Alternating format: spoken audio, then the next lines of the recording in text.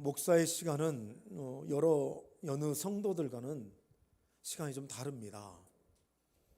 성도들은 예배가 파해지면 다 돌아가지만 사실은 그때까지도 목사는 돌아가지 못하고 또 쉬는 날도 여전히 목사는 집에 있는 게 아니라 교회에 나와서 다음 날에 다음 시간에 그 예배를 위해서 사실 몸과 마음이 전부 다 집중되어 있습니다. 온 생각을 쏟아서 한편의 말씀을 한 시간의 그 예배를 준비하고자 무던히 애를 쓰는 게 목사입니다. 가끔 밤늦게 전화라도 한 통 울리게 되면 그 전화 소리에 마음이 가서 밤잠을 못 이루기도 하고요.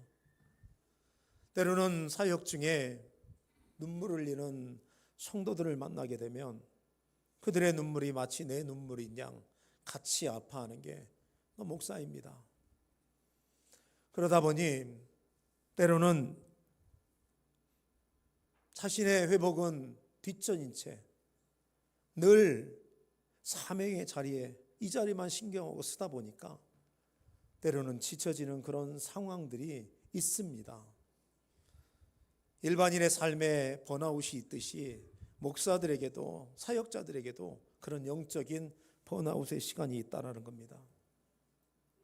그런 시간들이 하나 둘 쌓이다 보면 어느 순간 자신은 물론이고 가족들도 돌볼 틈 없이 돌아오다 보니까 너무 많은 시간이 지났더라는 거예요.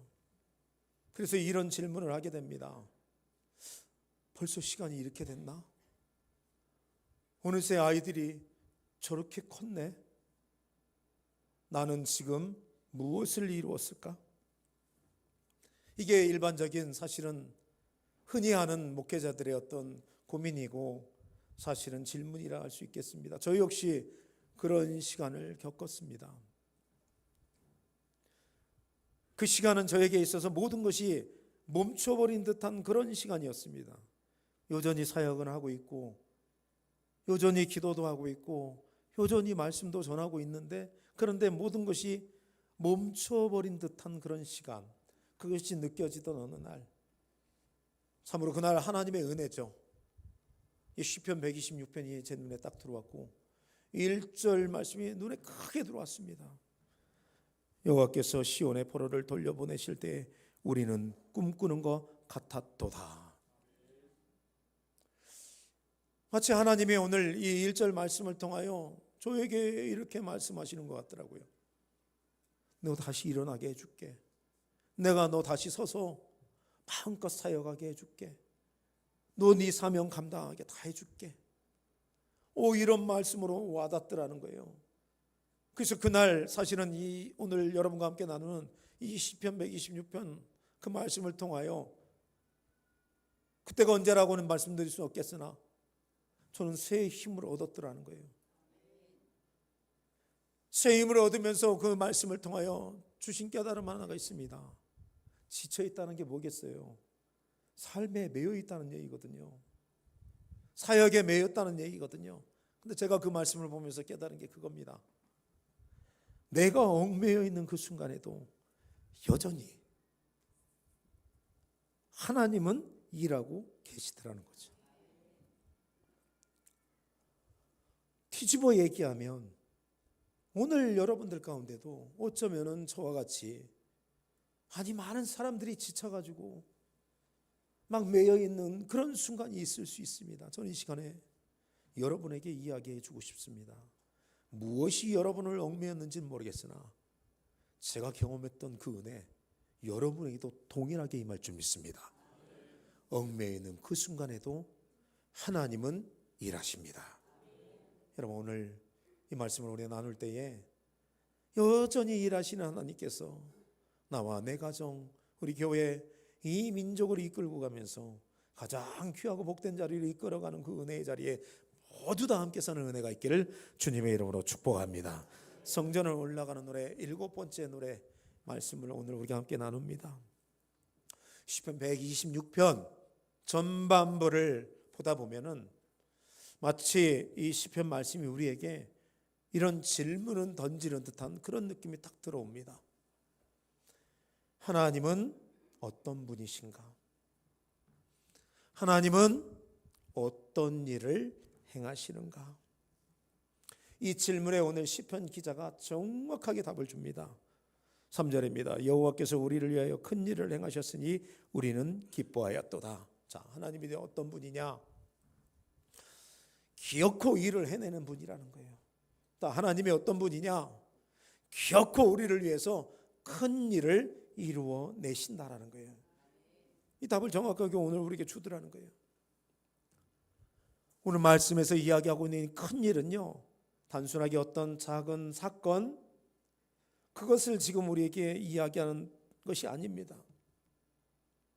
이 시편 126편을 노래했던 그 무명의 그 시인이 과거에 겪었던 큰 은혜의 사건, 이것을 역사적으로 이어서 보게 되면 이스라엘이 바벨론 70년의 포로를 끌려갔다 돌아왔던 그날, 막 찬양하면서 회복을 노래하면서 하나님이 자유를 주셨습니다, 하나님이 나로 하여금 고향으로 돌아가게 합니다, 이 찬양을 하면서 막 돌아오는 그 일을 큰 일이라고 이야기하고 있더라는 거예요. 포로였는데 자유인이 됐어요. 절망이었는데 기쁨이 내게 임했어요. 그 중심에 무엇이 있었냐면요, 하나님의 큰 일이 존재했더라는 거예요. 하나님의 큰 일을 행하신 이 역사적인 배경은요, 에스라 1장에 아주 잘 나옵니다. 바벨론 70년 포로 생활을 마치고 예루살렘으로 돌아옵니다. 근데 오늘 그 기적의 시작이 시간이 그냥 단순하게 찼기 때문에, 혹은 포로로 끌려갔던 사람들의 어떤 수고, 혹은 남겨졌던 사람들의 어떤 노력, 그것으로 된 것이 아니라 전적으로 하나님의 개입과 하나님의 인도하심 속에 됐다라는 것을 말씀에서 확인하는데요, 말씀이 이렇게 이야기합니다. 여호와께서 바사 왕 고레스의 마음을 감동시키시매. 70년이 지난 다음에 하나님이 그들을 붙들어 쥐고 있는, 생사여탈권을 쥐고 있는 바벨론 왕의 마음을 감동시켰다라는 거예요. 그런데 오늘 이 감동시켰다라는 이 말씀은요, 단순하게 사람의 마음을 감동시켰다 이 정도의 의미에서 끝나지 않습니다. 더 확장되는 의미가 있습니다. 원문의 뜻을 보게 되면 이런 뜻이 나옵니다. 휘젓다, 뒤흔들다. 그러니까 이스라엘이 포로기를 마치고 이스라엘로 돌아왔습니다. 하나님의 은혜의 큰 일이 됐습니다. 그 일을 바벨론 왕의 마음을 감동시켰는데 그냥 감동시킨 게 아니고 그 마음을 확 뒤흔들어 놓으셨더라는 거예요. 완전히 뒤흔들어 놔서 이스라엘로 하여금 가장 좋은 쪽으로 될 수 있도록 그 길, 물길을 트셨더라. 이것이 정확한 말씀이 되겠습니다. 이런 역사적인 정황의 사건을 보건대 오늘 이스라엘이 포로를 마치고 다시 자유인이 돼서 돌아온 이 결정은요, 단순한 정치적인 결정이 아닙니다. 여러분 아셔야 할 것은 이들이 돌아오는 약속은요, 이미 70년 전에 포로로 끌려가기 전에 눈물의 선지자로 불렸던 예레미야 선지자를 통해서 이미 예언이 됐다는 거예요. 70년의 시간이 차면 다시 돌아오리라. 이게 하나님의 약속이었더라는 거예요. 하나님의 약속이 지금 이루어졌더라는 거예요. 우리 인간은 굉장히 약합니다. 그래서 아무리 굳센 약속을 해도 사실은 약속을 너무 잘 잊습니다. 근데 하나님이 하나님 되면요, 적어도 저와 여러분에게 하나님께서 주신 약속은요, 절대로 잊혀지지 않는다라는 거예요. 하나님의 때가 되면 그 딱 맞는 그때에 반드시 하나님의 약속은 이루어짐을 믿으시기를 주님으로 축복합니다. 그래서 오늘 나에게 있어서 모든 것이 멈춘 것 같았던 그 시간, 내 내면이 온전히 메말라졌던 그 순간, 나에게 시편 126편 1편 1절 말씀이 참으로 오늘 나에게 여전히 일하시는 하나님의 감격으로 인하여 내 눈이 크게 떠지고 내가 정말 크게 위로받았던 이유가 바로 여기에 있습니다. 여호와께서 시온의 포로를 돌려보내실 때에 우리는 꿈꾸는 것 같았도다. 여러분, 이 말씀을 단순하게 이스라엘이 포로로 돌아오는 그 기록에 대한 말씀으로 받으시면 안 됩니다. 이 말씀을 어떻게 받아야 하냐면요, 변함없는 약속에 대한 증거의 말씀으로 받으셔야 합니다.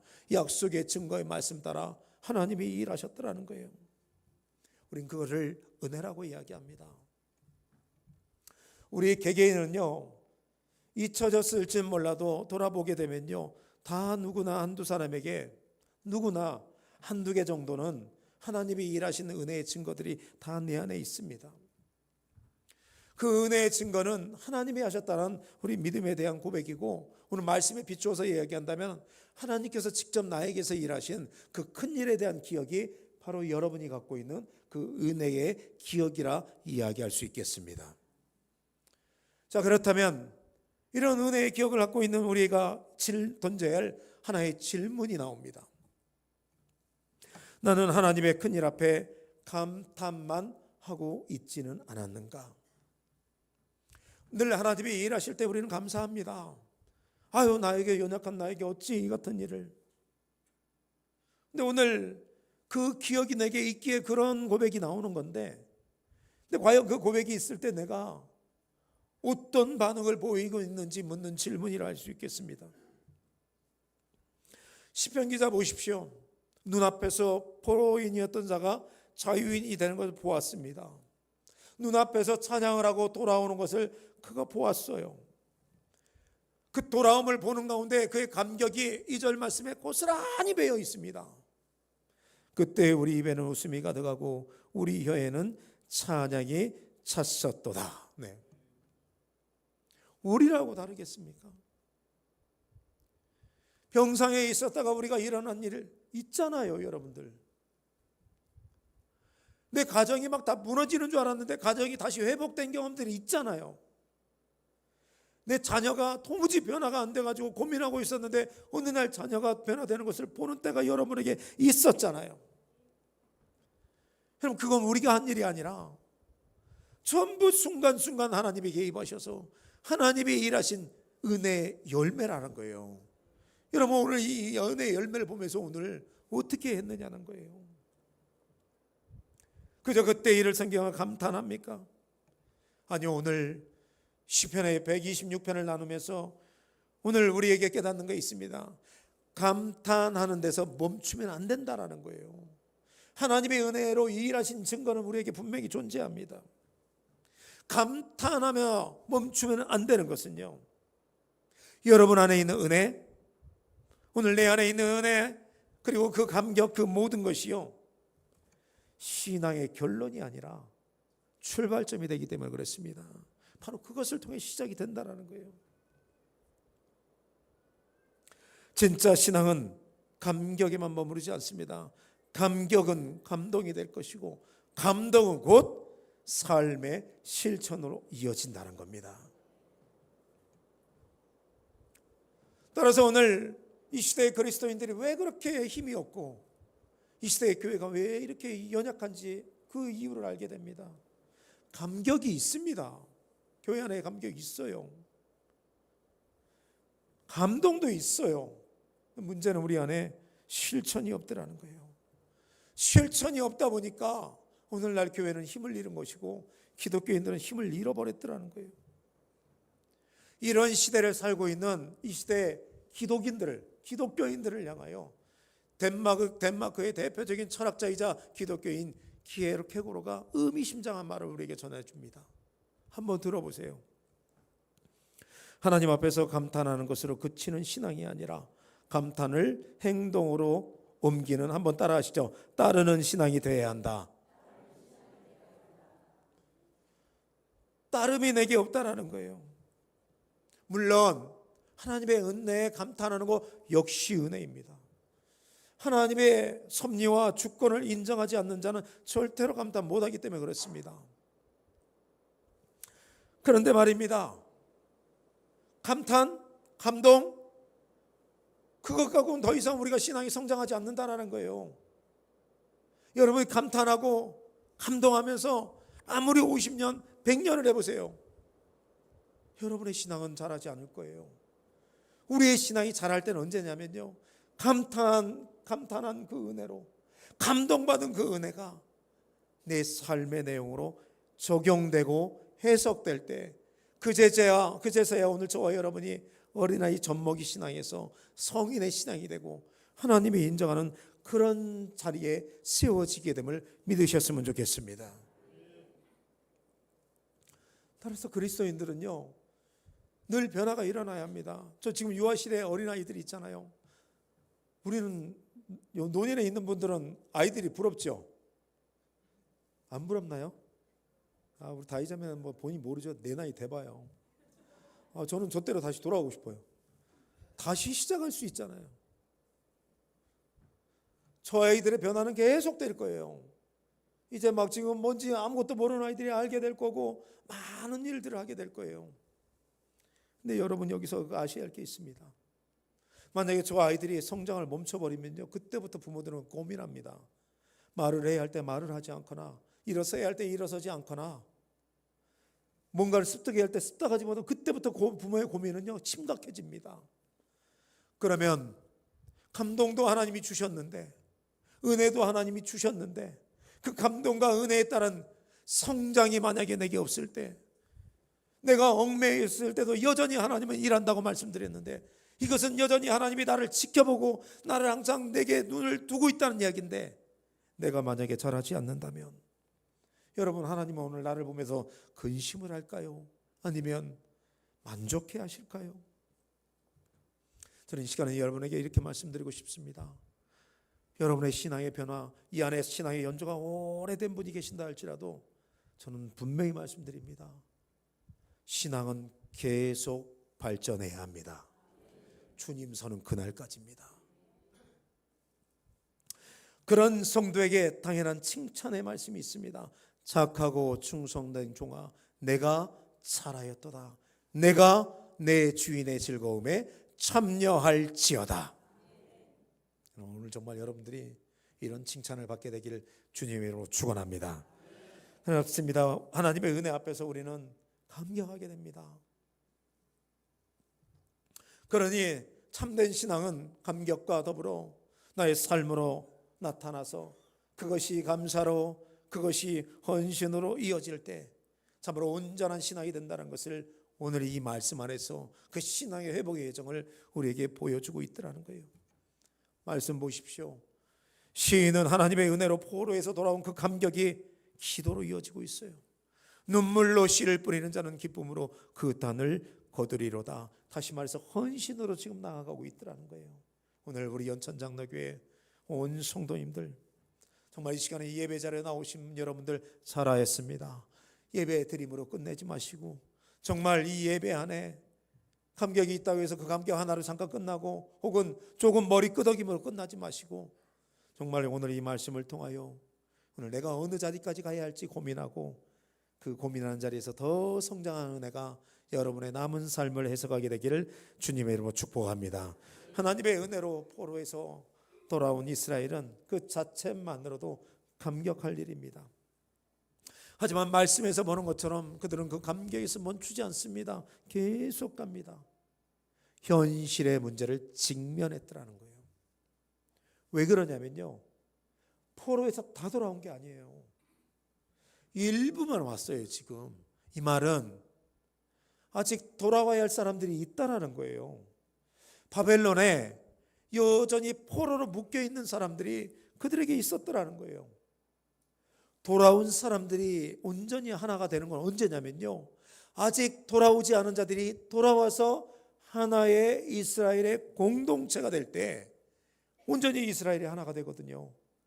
그렇기 때문에 오늘 먼저 돌아온 자들이 직면한 현장 속에 아주 중요한 사명 두 가지가 있더라는 거예요.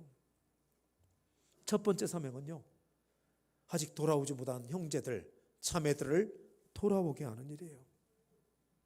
일부가 왔습니다. 지금 여전히 거기서 남의 나라에 살고 있는 거예요. 하나님의 그늘 아래 있는 게 아니라 고레스의 그늘 아래 있더라는 거예요. 돌아와야 합니다. 그들이 돌아올 때 이스라엘이 하나가 된다는 거예요. 완전한 완성이 이루어진다는 거예요. 그 돌아오기를 원하는 그 간절함이 4절 말씀에 고스란히 담겨 있습니다. 여호와여 우리 포로를 남방 시내들 같이 돌려보내소서. 자, 이스라엘에 있는 이 남방 시내, 이 내용은요 건기와 우기가 좀 다릅니다. 건기는 바짝 말라 있습니다. 그래서요 그 시기에는 사람들이 그냥 걸어 다닙니다. 거기를. 우기가 되잖아요. 바짝 말라 있던 그 골짜기가 아주 물로 꽉 찹니다. 그때 거기에 막 물고기가 있게 되고 그 물로 인해서 주변에 생기가 넘쳐나더라는 거예요. 따라서 오늘 돌아오게 해야 할, 아직 돌아오지 못한 그들을 이야기하면서 오늘 시인이 뭐라고 이야기하냐면요, 우기 때 물이 꽉 차가지고 생명력 있는 그러는 시내로 변하는 것처럼 지금 바짝 말라서 아직 돌아오지 못한 그들이 이런 시내와 같이 변화돼서 돌아오는 은혜가 있기를 오늘 시편 기자가 강구하고 있더라는 거예요. 돌아오기를 원합니다. 네. 그리고 오늘 이 기도는요 여러분에게도 그대로 적용됩니다. 우리에게도요. 여러분 가운데는 아직 나는 은혜의 자리에 있는데 하나님의 은혜가 무엇인지 아직 몰라서 돌아오지 않은 내 가족이 있을 것이고요. 상처받아서 떠났던 우리의 형제, 자매, 지체들이 우리에게 있거든요. 여러분 이 안에 있는 우리 연천장로교회, 아니 오늘 예배 자리에 있는 은혜자 여러분들, 여러분 진정으로 하나 되는 것은요 남방 시내와 같이 그들이 돌아오기를 원합니다 했던 것처럼 아직 돌아온 자, 돌아오지 못한 자들이 나와 함께 한 자리에 있게 될 때, 한 자리에서 예배할 때, 한 자리에서 하나님께 영광 드릴 때 그제서야 온전한 하나가 이루어지기 때문에 우리가 그들이 돌아올 때까지 끝까지 놓지 말고 붙들어야 할 기도의 제목인 줄 믿습니다. 조지 뮬러는 5만 번 기도로 굉장히 유명했던 사람입니다. 이분이 기도하면요 응답 안 된 일이 없어요. 이 시간에 제가 여기서 한번 주일 예배 때는 이 예화를 쓴 적이 없는 것 같으니까 한번 써야겠어요. 많이 할 때는 2,000명까지 이렇게 고아원을 운영을 했답니다. 영국의 고아의 아버지로 불렸거든요. 근데 그때는 한 500명 그 고아원을 운영할 때였대요. 그날 새벽에 그 목사님이 너희는 마음에 근심하지 말라 하나님을 믿으니 또 나를 믿으라 이 말씀을 묵상했는데 그분은 그 말씀을 묵상하고 그 말씀대로 되기를 원합니다. 항상 그렇게 기도했대요. 근데 그거 끝나고 나니까 간사가 와가지고 목사님 큰일 났어요. 왜요? 아이들 먹일 수 있는 빵이 하나도 없어요. 습도 하나도 없어요. 그래? 그러면 식사 시간 되면 다 불러 모아. 그리고 갖다 세팅 다 해놔. 이 시간에 우리 연천장로의 여러분들의 모든 믿음을 한번 볼게요. 빈 접시, 빈 그릇하고 거기에 스프와 나이프와 포크가 있습니다. 자, 목사님 기도합니다. 하나님 감사합니다. 이 아이들이 오늘도 건강하게 성장하여 오늘 이 빵과 스프를 먹고 건강하게 이 하루를 보내기를 원합니다. 예수님의 이름으로 기도했습니다. 아멘 했더니 그 빈 접시에 빵과 스프가 꽉 찼을까요? 찼다고 생각하는 사람 손 들어주세요. 2단 되는 거예요. 없어요. 대신에 예수님의 이름으로 기도합니다. 아멘 하는 순간 문 열고 나가보니까요 빵을 가득 싣는 마차가 쫙 서 있는데 놀랍게도 500명분이에요. 이런 때 좀 아멘 해주셔야 하는 거 아닌가요? 네. 근데 더 놀라운 건 따로 있습니다. 빵은 지금 없었잖아요. 빵 달라고 하는 기도는 오늘 했거든요. 그 빵이 언제 준비된 사였어요? 어젯밤에 준비됐다는 사실이에요. 이게 상황이 이거예요. 빵 공장에서 불이 난 거예요. 근데 팔 수는 없는데 먹을 수 있는 빵이 딱 500명분이 남은 거예요. 근데 그 머릿속에 생전 처음 들어본 이름이 자꾸 울리더래요. 조지 밀러. 주변 사람한테 물어봤대요. 조지 밀러가 도대체 누구냐 내 머릿속에 자꾸 들리는데 저 산 너머에 고아원 목사님이다. 들고 왔대요. 여러분 이 시간에 오늘 우리가 왜 기도해야 하는 줄 알아요? 오늘 기도했는데 하나님은요 어제 준비하신 하나님이에요. 오늘 기도하면요 내일 준비하실 줄 믿습니다. 두 번째 사명은 무너진 현실을 다시 세우는 일입니다. 이스라엘은 포로에서 돌아왔지만 현실은 참혹했습니다. 모든 생활 기반이 다 무너졌습니다. 집도 제대로 된 게 없고요. 어떤 것도 없습니다. 과거에는 끌려가기 전에는 정상적으로 예배를 드리던 성전은 다 무너져서 예배의 기능을 상실했고요. 도시를 지켜주던 성벽도 다 무너져서 처참하게 무너져서 아무것도 없습니다. 회복을 위한 수고는 시작했지만 도대체 언제 도시 기능이 회복될지, 언제 다시 과거와 같은 영광을 누리게 될지 알 길이 없습니다. 그런데 말입니다, 그들이 그 상황을 이겨낼 수 있는 힘이 그들에게 이미 있더라는 거예요. 이미 하나님의 일하신 큰 일에 대한 간증이 그들에게 있었다라는 거예요. 네. 바벨론에서 돌아오게 하신 하나님의 능력이 그들에게 체험으로 남아 있었더라는 거예요. 그래서 그 체험으로 남아있는 그 동력이 힘이 돼서 그 믿음을 따라 다시 뿌려질 헌신을 시편 기자는 오늘 5절에서 이렇게 고백합니다. 눈물을 흘리며 씨를 뿌리는 자는 기쁨으로 거두리로다. 여러분, 오늘 이 말씀은요, 하나님의 은혜에 응답하는 구체적인 삶의 태도가 어떠해야 하는지를 우리에게 보여주고 있더라는 거예요. 하나님께 드려지는 눈물은 그저 감정이 아닙니다. 여러분들은 오늘 우리끼리 서로 간에 바라보면서 흘릴 때 눈물을 흘리면요, 가끔은 제가 이런 게 있더라고요. 목사가 강단에서 보면 왠지 모르게 그냥 따라 우는 사람들이 있어요. 그죠? 이 눈물 그런 감정이 아니라는 거예요. 적어도 오늘 시편에서 고백된 눈물로 씨를 뿌리는 자라 이야기할 때 이 눈물은요, 자기가 있는 그 자리에서 자신이 감당해야 할 그 책임을 감당해야겠다는 결단의 결정체로서 그 눈에서 지금 눈물이 흐르고 있더라는 거예요. 중요한 거는 그 결단의 결정체를 하나님이 외면하지 않으시더라는 거예요. 예를 들어 목사에게는요, 성도의 눈물에 민감하고 성도의 아픔에 공감하고 늘 하나님의 말씀으로 성도들을 목양해야 할 책무가 저에겐 주어져 있습니다. 제가 이 일을, 혹은 목사들이 정말 모두 다 이 일을 잘한다고 해서 세상이 주는 것처럼 어떤 성과급은 없습니다. 그럼에도 우리는 늘 목사의 직분을 가지면서 서 있어야 할 자리를 지키는 이유는 사람들은 그것을 보지 못할지라도 세우신 하나님을 본다는 믿음 안에서 오늘도 많은 목사님들이 각자의 자리를 지키며 열악하면 열악한 대로, 넉넉하면 넉넉한 대로 그 자리에서 사역을 감당하는 줄 믿습니다. 충성을 보신다는 거예요. 성도 역시 마찬가지입니다. 성도들이 기도만 하는 건 아니죠. 성도들이 기도하면서 기도의 신앙을 넘어서 삶에서 울며 씨를 뿌리는 구체적인 삶의 태도, 그런 신앙의 태도, 그것이 있는 신실한 신앙의 책임이 성도들에게 주어져 있다는 거예요. 지금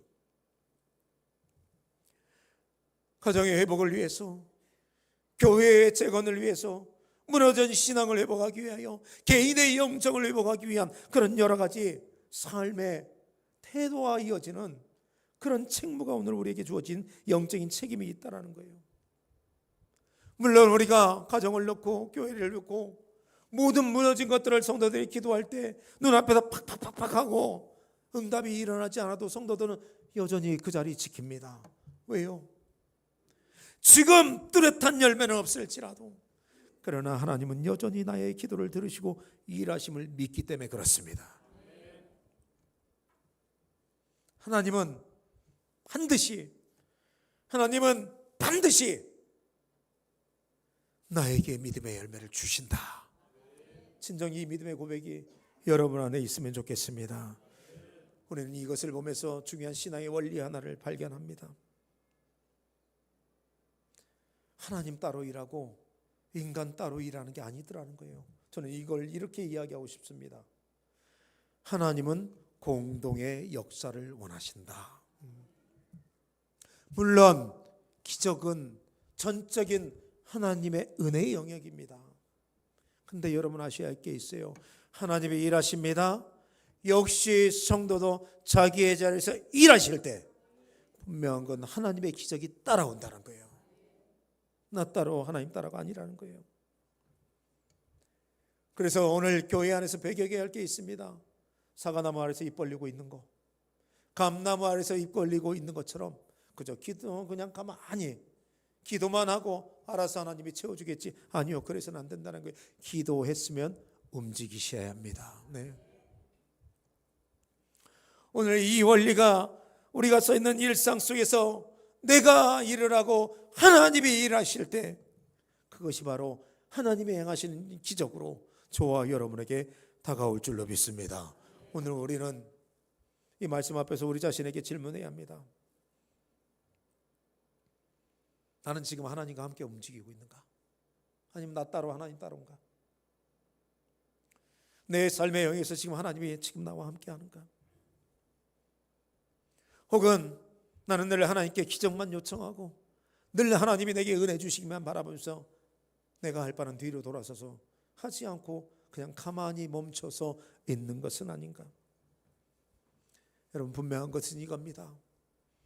행함이 있는 인생, 하나님과 함께 움직이는 인생은 그 사람의 과거는 약하면 약한 대로, 현재가 부족하면 부족한 대로, 미래가 불확실하면 불확실한 대로 하나님은 모든 시간의 영역 속에서 구체적인 역사심으로 채워준다는 겁니다. 이것이 바로 오늘 시편 126편 5절과 6절에 담긴 약속의 말씀이라는 겁니다. 그러므로 오늘 우리는 이 말씀을 대하면서 우리 안에 이런 결단이 있어야겠습니다. 하나님, 감격만 하는 신앙인 되지 않게 하시고 감격한 이상 감격 따라 움직이는 사람이 되기를 원합니다. 네. 우리 안에 이런 모습이 있게 될 때요, 저는 확신합니다. 그런 사람에 의해서 가정의 영적인 씨앗이 뿌려지고 일터에 뿌려지고 교회에 뿌려지고 이 민족 가운데 뿌려질 때 오늘 우리는 놀라운 하나님의 역사를 보고 동일한 고백을 할 줄로 믿습니다. 기쁨으로 그 단을 거두리로다. 말씀 맺겠습니다. 하나님은 조용하지만 그러나 아주 분명하게 지금 일하고 계십니다. 그것을 이렇게 이야기하고 싶습니다. 각자에게 꼭 필요한 아주 큰 일을 지금 하나님께서 하고 계십니다. 그러므로 오늘 우리가 그 큰 일을 보려면요, 지금 내가 해야 할 일은 눈물로 씨를 뿌리면서 감사함으로 내 모든 삶의 자리에서 씨를 뿌리는 일을 해야 합니다. 그러면 그 씨 뿌리는 일이 뭘까요? 가정을 위해서는 가정에서 자녀와 가족들을 위하여 잠시라도 하루에 한 번 이상 그들을 위해 기도하는 일이 되겠고, 일터에서는 내가 섬기고 있는 여러 동료들과 더불어서 그들에게 작은 배려를 베푸는 걸로 나타나겠고, 교회에서는 멀리 떠나서 혹은 오래되어서 오지 않는 그들에게 전화 한번 거는 일이 되겠고, 오늘 내 영적 성장을 위해서는 단 10분이라도 하나님의 말씀을 붙잡고 잠시 멈춰 서 있는 것, 그것이 오늘 우리가 뿌리는 작은 영적인 씨앗이 아닌가 싶습니다. 여러분, 하나님은 오늘 우리에게, 여러분에게 거창한 씨앗을 원하는 게 아니에요. 내가 있는 자리에서 할 수 있는 그 작은 기도 하나, 내가 있는 자리에서 손 한번 잠깐 내밀 수 있는 그 손 하나, 그것을 하나 원하시고 있고, 그것을 할 때 하나님은 여러분에게 아주 놀라운 수확으로 채워주실 줄 믿습니다. 다 같이 자리에서 일어나셔서 하나님의 시야를 찬양하고 기도하겠습니다.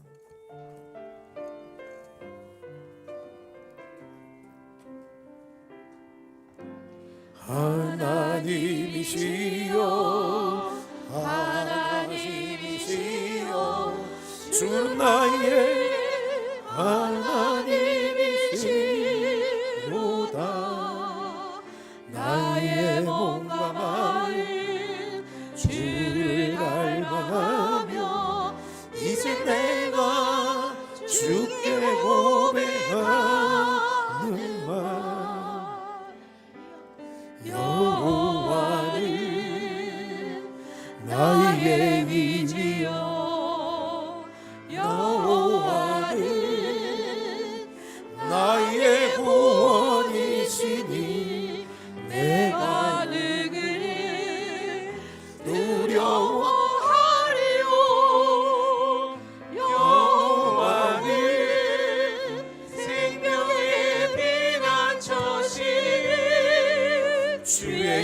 자가 생명보다 나음으로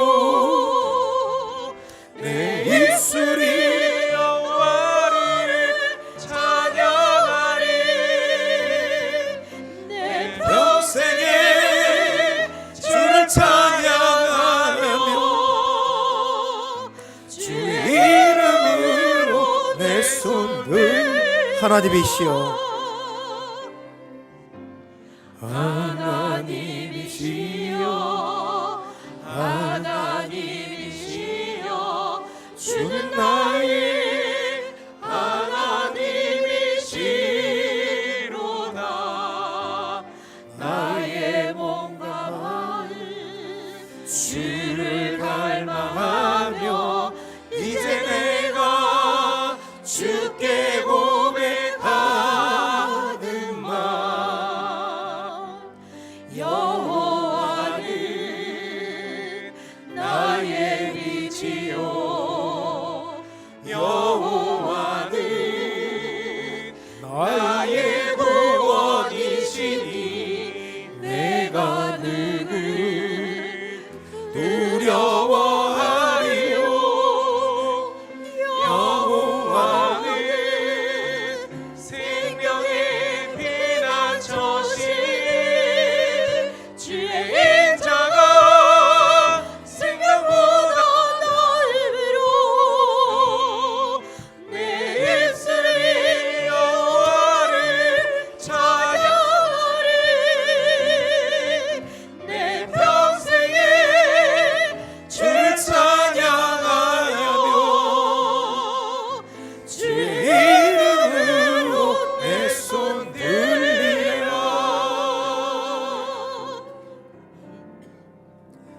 은혜와 사랑이 많으신 아버지 하나님, 내 평생에 온전히 주를 찬양하며 나의 힘 되신 하나님을 찬양하며 나갈 때마다 내 모든 삶에서 하나님이 일하신 그 큰 일의 은혜에 대한 고백이 있고 삶의 실천으로 이어져 오직 하나님을 기쁘시게 하는 자리에 우리 연천의 모든 예배자들이 서게 하여 주옵소서. 돌아갑니다. 가는 길에 하나님의 앞서 행하시며 인도하여 주시옵기를 원하오며 예수님의 이름으로 기도드리옵나이다. 아멘.